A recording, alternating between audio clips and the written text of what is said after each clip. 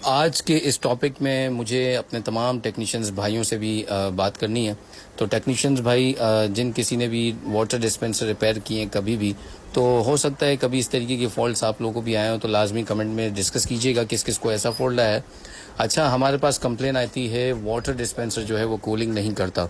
अब इसको चेक करने के लिए हम अपने शॉप पे लाते हैं और चेक करते हैं, तो 3-4 पाइप इसके गर्म होते हैं। तो जाहिर है जब गर्म हो रहे तो इसके अंदर गैस होनी चाहिए। लेकिन अब सवाल मेरा आप लोगों से ये है कि अगर गैस इसमें है, तो जैसे ही मैं इसका पिन वॉल लगाने के लिए पाइप कट करता हूँ तो गैस बिल्कुल भी नहीं निकलती। तो मुझे बताएं ऐसा क्यों हुआ कि गैस क्यों नहीं निकली। मैं जानता हूँ ऐसा क्यों हुआ, मुझे इसकी नॉलेज है, लेकिन मैं चाहता हूँ आप लोग अपनी अपनी एक राय भी दें, जिस लोगों ने भी काम किया है इसके बारे में, और वाटर डिस्पेंसर हो या चाहे फ्रिज हो।